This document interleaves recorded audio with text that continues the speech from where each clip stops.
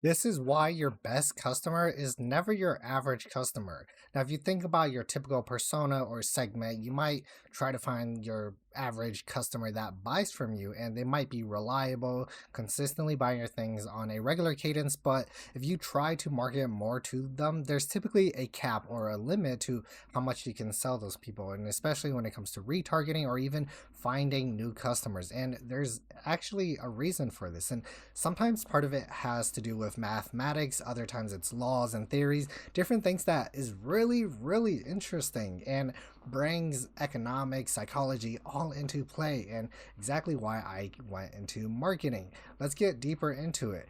Now, the first one that everyone knows is, of course, Pareto's Law.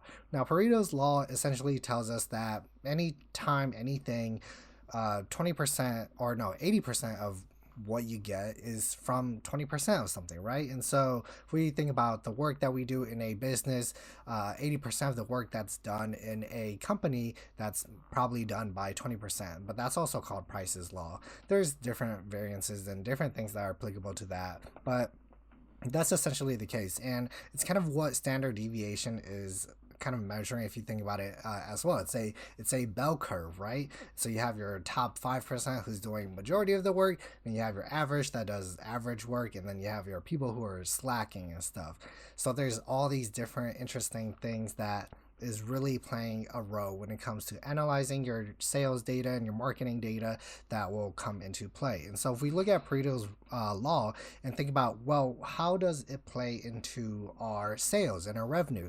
You'll realize that 20% of your customer base is actually making up for 80% of your revenue sales, right? And so you might think, okay, let's pinpoint that. That's a segment right there. Those are the people that we want to focus on, the 20%.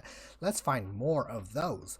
And, that's a good idea. You might want to raise prices, figure out, do a bit of market research, and understand why are these people buying, right? Good idea. It's something I would do myself.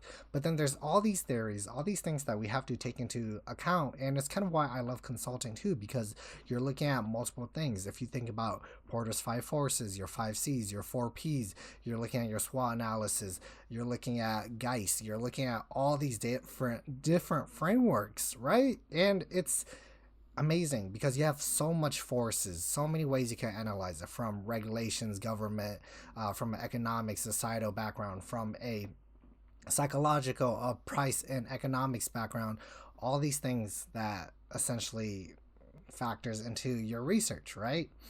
And the reason why I bring this up is because, it's a good direction to go. And you might be able to increase sales, but then there's this other theory called long tail, where majority of your sales or a lot of your sales actually comes from the long tail of things that have a wide range of opportunities. So think about a lot of your products that are not being sold. It's not the highest, it's not the most common, but you typically have a few of those, and you have 10 products. One of them is the highest selling, but the other nine, they do okay, but they're not the best, the number one selling. What you'll find with long tail is that typically those nine products combined together will outweigh that one product that sells super well. And there's these different things that you can take into account. Do you want to segment those nine products and determine kind of why? Do you want to focus on that one product and sell it? And then it gets into brand and positioning. Well, what do you want your company known for? That one product or those nine different products, right? And so it gets into a bit of business positioning, you're getting into marketing, you're getting more into sales, you're getting into economics, psychology, all of these different things that come into play when it comes to trying to understand who your customer is. And that's why it's never ever easy when it comes to marketing. And so this is more of a, think video. I don't really want to give advice because in these situations, you kind of just have to be in the company to know what it is to do, especially when it comes to doing research, doing your primary and secondary research, and determining what exactly that scope of the go is. In any case, if you enjoy this video, make sure that you like and subscribe. And if you have any other questions or thoughts about this, make sure you leave them below.